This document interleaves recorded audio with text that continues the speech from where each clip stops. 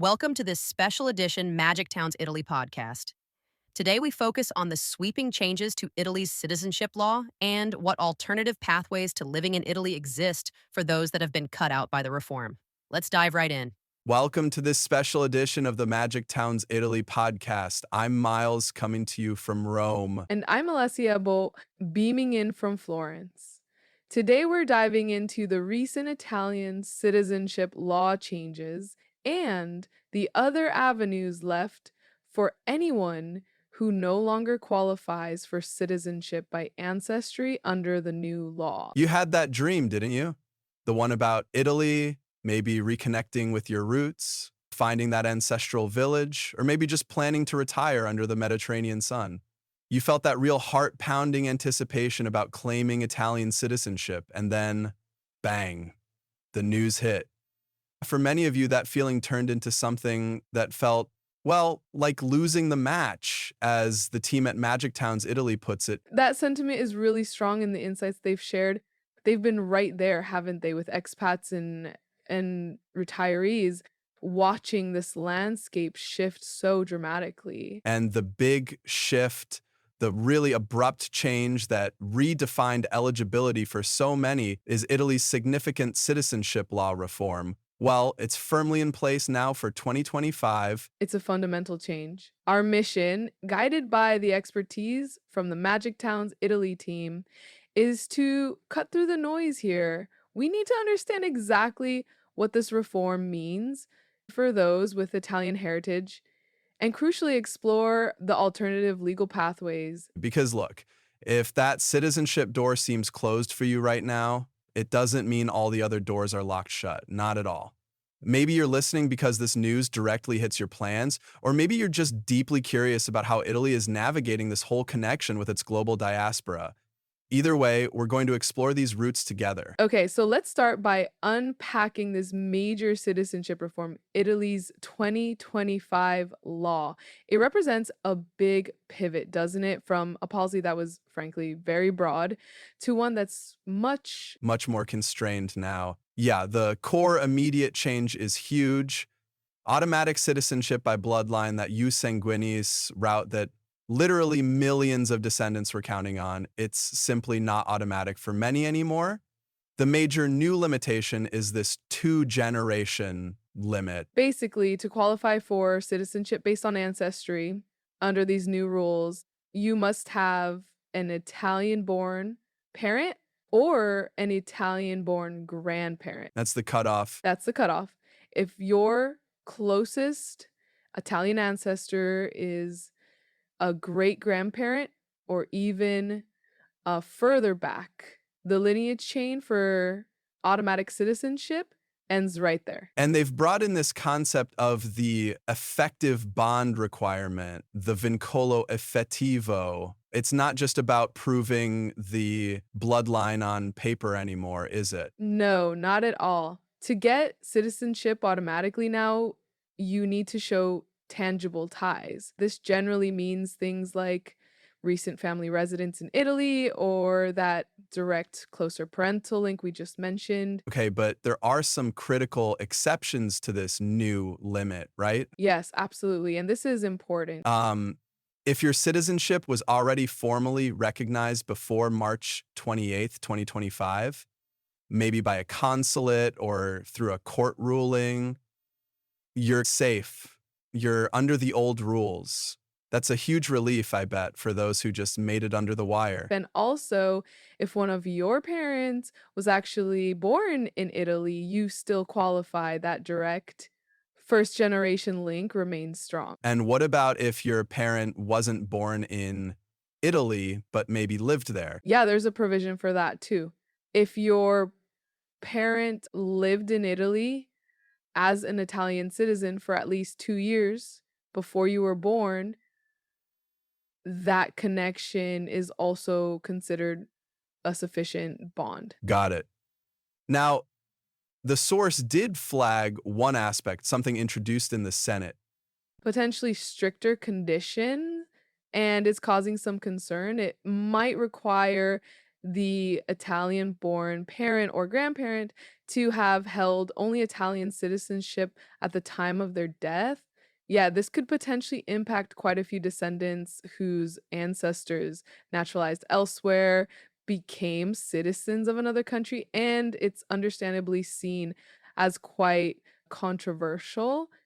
Po Okay, here's where that losing the match feeling probably hits hardest for some.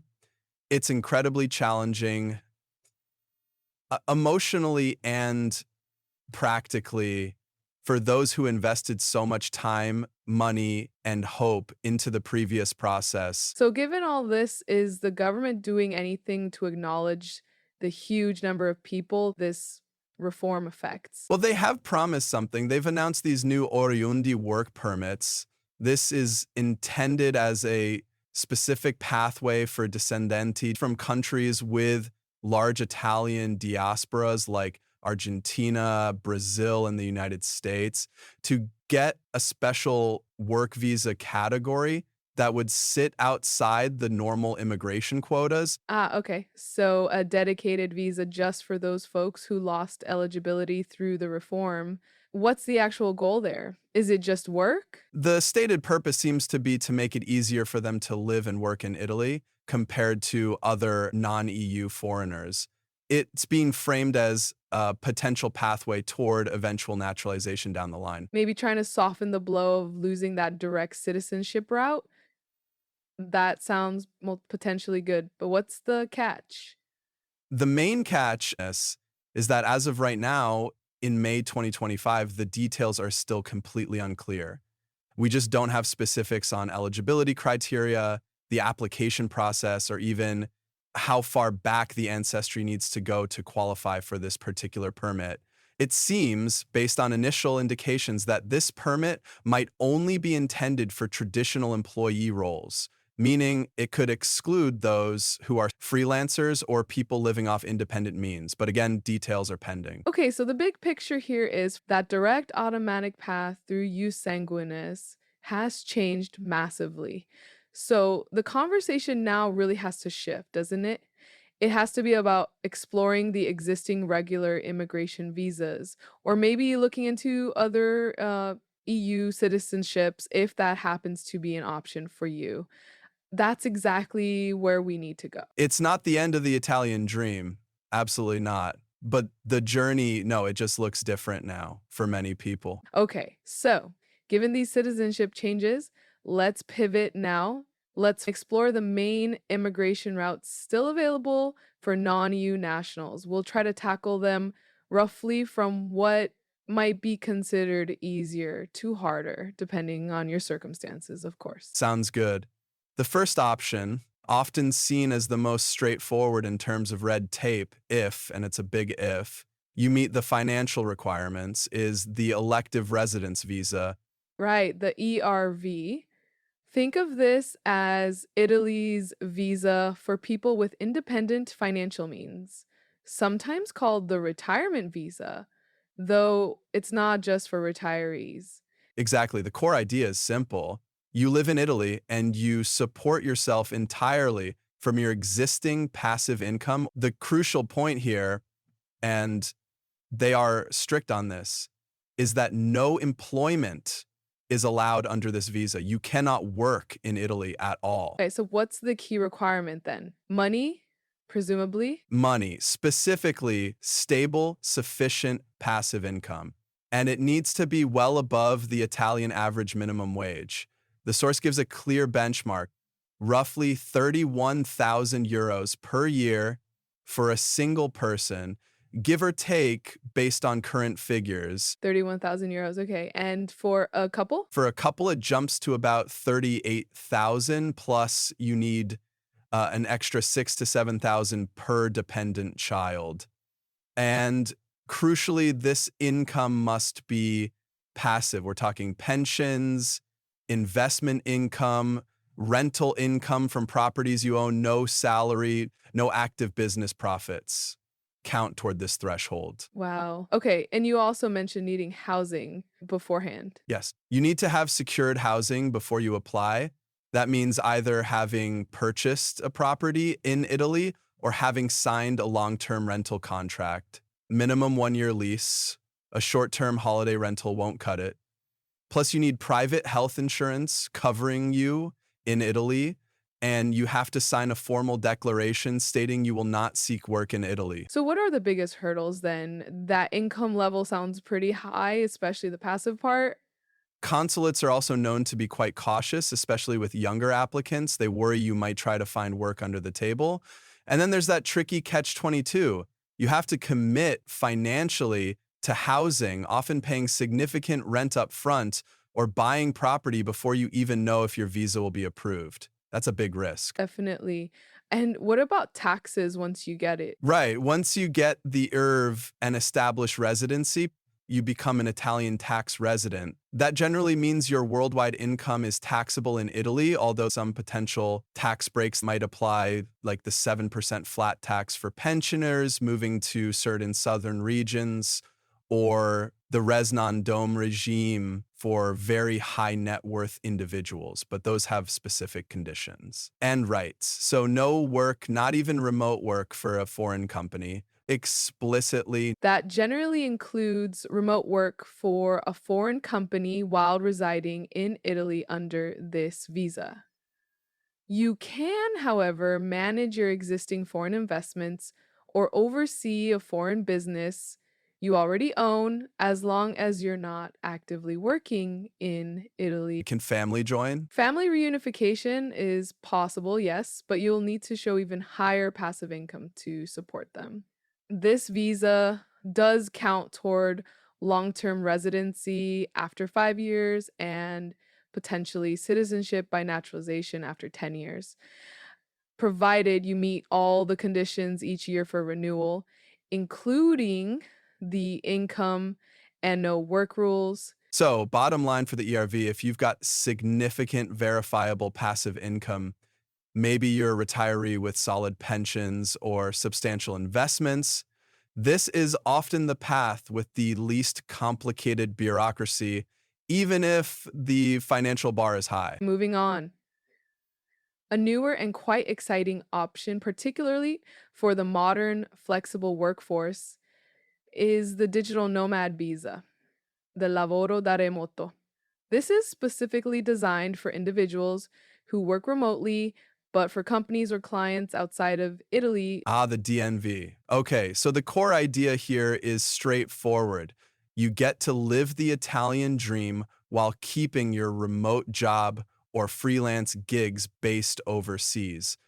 But similar to the ERV, you cannot take on local Italian employment with this visa, right? Correct. No working for Italian companies. The key requirements here are different from the ERV, though. You need to be classified as a highly qualified remote worker. Highly qualified. What does that mean in practice? It usually implies a certain level of education or professional skill, and there's an income threshold, but it's calculated differently. It's tied to the Italian minimum income required to be exempt from healthcare contributions, and you need at least 3 times that amount. This minimum works out to about 24,789 euros annually in 2025, but realistically aiming for around 28,000 is safer. And that income must come from remote work. Yes, exclusively from your remote work activities. Passive income doesn't count toward this visa's threshold. You also need to show at least 6 months of relevant work experience, provide proof of your professional qualifications, like a university degree or evidence of specialized skills, have a clean criminal record, secured housing in Italy, and appropriate health insurance. This documentation might vary a bit if you're an employee versus a freelancer, I imagine. Exactly. Pay stubs, contracts, client invoices, that sort of thing. The main obstacles, while that income threshold, though lower than the ERV, might still be high for some remote workers. And because it's a relatively new visa, the specific procedures and interpretations can still vary between consulates, adding uncertainty. Right, teething problems. And of course, that restriction on earning any income from Italian sources remains. The visa is typically valid for 1 year initially and is renewable annually as long as you continue to meet the conditions. But the big plus here seems to be the work and residency rights. You can live anywhere in Italy, work remotely for your foreign clients or employer, and crucially, this visa is not subject to those annual quotas, the decreto flussi, that plague traditional work permits. That's a huge advantage. Family members can usually join, provided you can show sufficient additional funds to support them. This legal residency fully counts toward long term residency after 5 years and citizenship after 10. So, bottom line for the digital nomad visa, a promising option for skilled remote professionals who meet that income level and want to experience Italy without needing local employment or huge passive wealth. It bypasses a lot of the old work permit headaches. Definitely one to watch and explore. Okay, let's look at a third option. One that can be a strategic entry point for some, the study visa or visto di studio.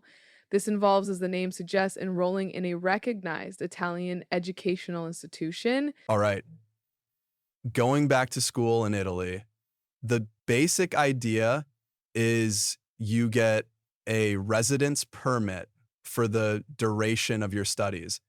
It might be temporary initially, but it's a well-established pathway and potentially a stepping stone. Exactly. You need to be accepted into a qualifying program, could be a university degree, postgraduate studies, or even a certified intensive language course. Interestingly, there aren't typically explicit age limits for this visa category, which opens it up. Oh, that's interesting. So, requirements, acceptance letter, obviously. What about money? The financial bar here is significantly lower than for the ERV or even the DNB. You need to show you have access to funds to cover your living costs. Figures are around 450 to 500 euros per month, so roughly 6,000 euros for a full academic year. But always check current amounts, plus proof of accommodation, health insurance, and your past educational certificates. And the source mentioned that financial proof could even come from a sponsor. That sounds much more accessible. A family member providing an affidavit of support makes it viable for many younger people or those without substantial savings. The main obstacle, if you want to call it that, is that you are genuinely tied to your studies. You have to actually study. You have to actually study to renew the permit each year. You need to remain enrolled and demonstrate academic progress, usually by passing a certain number of exams. So it's a real commitment, and you need to use that time wisely to figure out your next step if staying long-term is the goal. Student time doesn't count one-to-one toward long-term residency requirements. 2 years of study might only count as 1 year toward that LTR clock. Okay, but what about work rights? Can students work at all? Yes, they can. Students are allowed to work part-time up to 20 hours per week with an annual cap of 1,040 hours. More importantly, there's the possibility of conversion. You can often convert your student permit directly into a work permit without going through the quota system if you find a qualifying job offer after you finish your studies. And in some cases, even before graduation, once you convert to a work permit, that time starts counting fully toward LTR and the 10-year citizenship clock. Oh, okay. So that's the strategic angle. Use the study visa to get in, learn the language, make connections, and then hopefully find a job to convert the permit. Precisely. Bottom line for the study visa, often the most financially accessible way to get your foot in the door legally. Legitimate, improve skills, and can transition to something more permanent, especially useful for younger adults or those seeking a career pivot. Makes sense. Okay, the fourth pathway, family reunification or ricongiamento familiare. Yeah, this sounds self-explanatory. Joining family already in Italy. Exactly, and it's often the smoothest path bureaucracy-wise if you have that qualifying family tie. The idea is simple. You're sponsored based on a genuine family relationship. What kind of family ties count? I guess marriage is the big one. Marriage to an Italian citizen is definitely a major one, especially relevant if, say, a descendant meets and marries an Italian. If you marry an Italian citizen legally residing in Italy, you generally have a more straightforward route thanks to EU free movement laws. How so? You can often get a 5-year residence card, the Carta di Soggiorno per Familiari OI, often without needing to prove a fixed income level or pass a language test up front, which is required for many other permits. And marriage to an Italian also speeds up citizenship, doesn't it? Significantly, if you're married to an Italian citizen and living in Italy, you can apply for Italian citizenship yourself after just 2 years of marriage.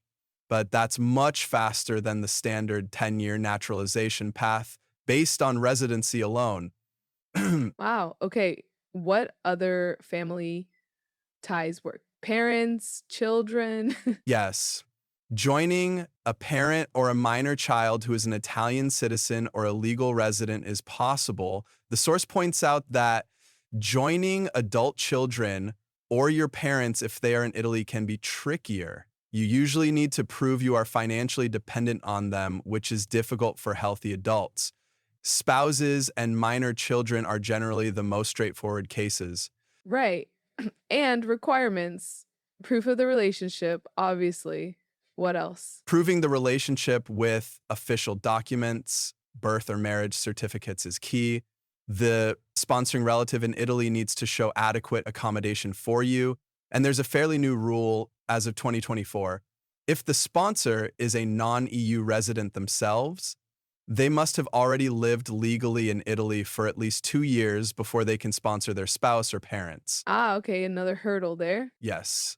On top of meeting the usual income and housing size requirements, spouses of Italian or EU citizens don't face that 2-year waiting period for the sponsor. So, major obstacles needing that specific immediate family tie, potential bureaucratic delays with Nual Hosta, and the difficulty proving dependency for adult relatives and extended family, siblings, cousins can't sponsor you this way. No, typically not under this route. It's usually limited to spouses, minor children, and dependent parents or adult children. But the payoff is big if you qualify. What about work lights? That's a major advantage. A residence permit obtained through family reunification allows you to live and work freely in Italy. For any employer or even self-employment, the permit duration usually matches the sponsor's permit, where it's a 5-year card for spouses of Italian and EU citizens. LTR is possible after 5 years on this permit. And as we said, citizenship via marriage is the fastest track. Okay, so bottom line for family reunification, often the easiest and most beneficial path if you have those genuine, immediate family connections already established in Italy. It grants immediate work rights. And even if you didn't qualify for citizenship directly, you might inherit opportunities through closer family, maybe a sibling or cousin qualifies under the new rules, gets citizenship, and could sponsor others later on. Now we're moving into pathways that generally involve a bit more complex bureaucracy. Next up is the self-employment visa. This is for individuals who want to be their own boss in Italy. About setting up shop as a freelancer, professional, or maybe a small business owner. The core idea: prove you can establish and sustain a living through your own independent activity. Requirements vary depending on what you plan to do. You'll often need proof of professional qualifications or licenses, especially if it's a regulated profession in Italy. A key step is usually getting a certificate of no impediment, the nulla osta, from the relevant Italian authority, maybe the Chamber of Commerce or a specific professional body. They'll vet your business plan and qualifications. You also need to demonstrate you have sufficient funds or capital to get started and support yourself. The source mentions a historical figure of around 17,000 euros, but realistically, you'll need more substantial savings or a solid income projection. And this category is subject to quotas, isn't it? The decree of Floozy. Historically, very much so, the visa category has often been subject to strict annual quotas, which meant a competitive online application process, the click day, where slots filled incredibly quickly. Sounds stressful. It was. Laws around quotas are evolving, moving toward multi-year quotas and potentially more flexibility, but quotas remain a potential hurdle. You'll also need a clean criminal record, proof of accommodation, and you might even need to get an Italian tax card or start parts of company formation before you can apply. Wow. Okay, so the major obstacles sound significant, labyrinthine. That's often how it's described. You need that Italian pre-approval, deal with quotas, and getting foreign credentials recognized can be a headache. Many people find it almost essential to hire professional help. What about work rights once you get it? You're authorized to work in the specific self-employment activity approved. Once you have the permit and your VAT number, you can generally engage in any lawful self-employment activity. You just can't take up regular employment as an employee. The permit is renewable annually, provided your business remains active and generates sufficient income. It counts toward LTR after 5 years and citizenship after 10. And the source mentioned the startup visa is kind of related. Yes, it's a specific and generally smoother subset, which brings us to the Italy startup visa. Specifically for entrepreneurs launching innovative startups. Exactly. This is designed to attract foreign entrepreneurs starting genuinely innovative businesses in Italy.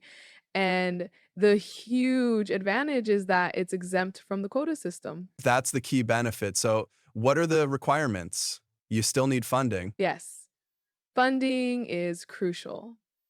You need a minimum 50,000 euro investment commitment to the startup.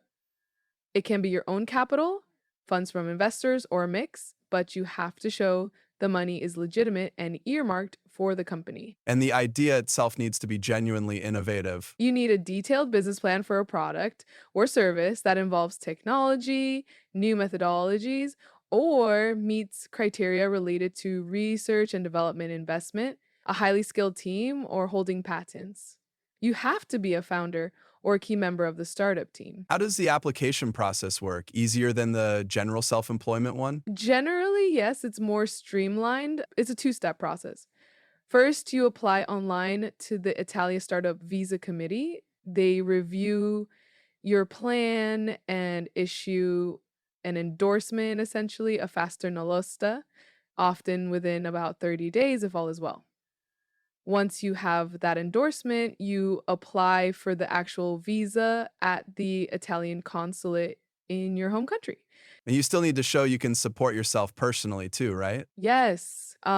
Besides the 50,000 for the business, you need to demonstrate you had a minimum personal income of around 8,500 euros in the previous year, just to show you can live initially. Main obstacles convincing the committee your idea is solid and proving the capital. Exactly. And the committee might expect to see evidence of more funding if your plan clearly requires it. You still have to set up the company structure after you arrive, but that part is relatively less complex. The advantages seem compelling: no quota, streamlined process, very compelling. A high approval rate for applications that meet the criteria, initial 1 year permit renewable. You can work full time on the startup. Family can join, and it counts toward LTR. It's framed as a positive way to contribute innovation while reconnecting with Italy. Great option for funded, innovative entrepreneurs. Now, finally, we get to the most traditional route: work permits or employment visas, the ones usually tied to the quota system, getting hired by an Italian company, right? The classic path, core idea.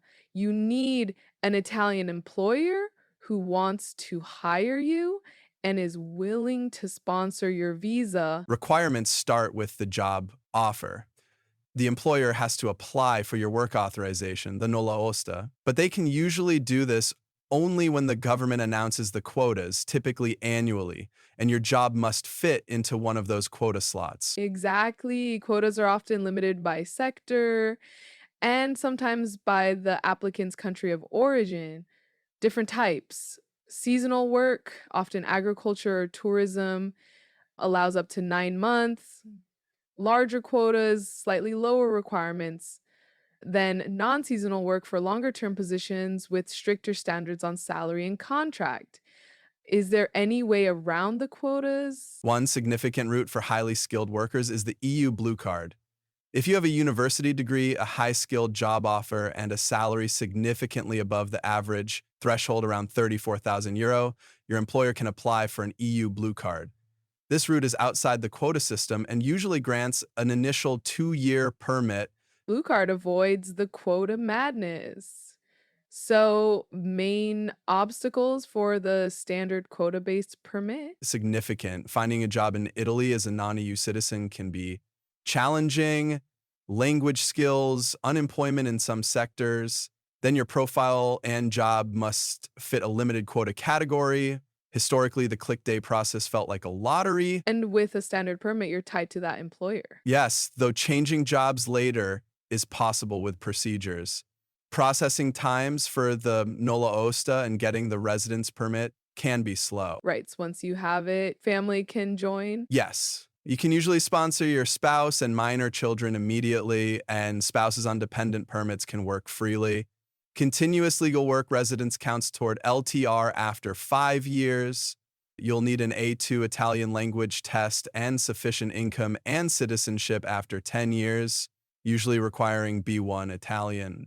There's a proposed law that might shorten that to 5 years for employed residents. So, bottom line for standard work permits, direct route if you land the job, but practically challenging unless you're highly skilled for a blue card, willing to do temporary seasonal work, or you find that rare employer ready for the quota maze. That sums it up well. Now, as the source does, let's step back and look at how other countries handle similar situations, descendants and attracting talent. Because comparing Italy's more restrictive landscape to others really highlights differences and lessons. For instance, France's Profession Liberale visa is clearer, has a lower income threshold, maybe around 18,000, and isn't subject to quotas. Or the Netherlands with the DAFT Treaty visa for American entrepreneurs, remarkably low investment, roughly 14,400 euros, very different from Italy's hurdles. Portugal often comes up. Their D1 passive income visa has a much lower threshold than Italy's ERV, around 9,000 a year, and their D8 digital nomad visa is clearly defined. Spain, too, it has a nomad visa and a non-lucrative visa with a slightly lower financial bar than Italy's elective residence visa. Crucially, regarding descendants, other countries offer residency based on ancestry without giving full citizenship. The UK's ancestry visa lets you live and work there if you have a grandparent born in the UK, with permanent settlement after 5 years. Ireland offers citizenship registration for those with an Irish-born grandparent, and Spain's recent memory law granted citizenship pathways to descendants of Civil War exiles. A very different approach. Pulling it together, what could Italy learn? Find ways to be more flexible and inclusive. People with genuine ancestral ties or valuable skills could benefit from easier financial requirements, clearer rules for remote work, or a dedicated ancestry-based residency visa. Maybe like the UK's model, offering residency, the right to work, and a predictable path to naturalization. Simplifying bureaucracy, digitizing applications, transparent criteria would help, even handling ancestry residency permit at local communes rather than swamped consulates. Also, lowering income thresholds or officially allowing remote work under the elective residence visa could make Italy more competitive. Exactly. By staying restrictive, Italy risks losing talented individuals to Portugal or Spain, which actively court them with clearer, more accessible schemes. So, wrapping up, while the Husanguinous reform was a huge disappointment, the main message is resilience. Don't give up on your Italian aspirations. It is far from impossible to live in Italy legally. These residency pathways, elective residence, digital nomad, study, family, self employment, startup, even standard work permits, they do exist. And every one of these routes provides a pathway to citizenship by naturalization, usually after 10 years of continuous residence, or just two if you marry an Italian citizen. Those dreams, retiring peacefully, working remotely from a village piazza, studying in Florence, starting a business, they're still achievable. It just requires navigating a visa instead of automatic citizenship. Yes, you'll encounter bureaucracy. This is Italy,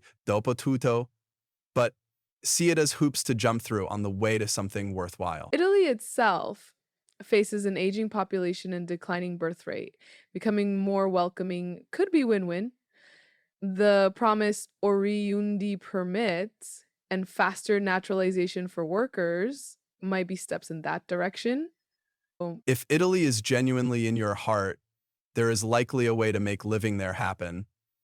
It may involve paperwork and a leap of faith, but the reward of actually living that dream can make the hurdles part of the adventure. beautifully put. Benvenuti in Italia. Welcome to Italy. The path may differ from what you first imagined, but for many, the destination is worth the effort.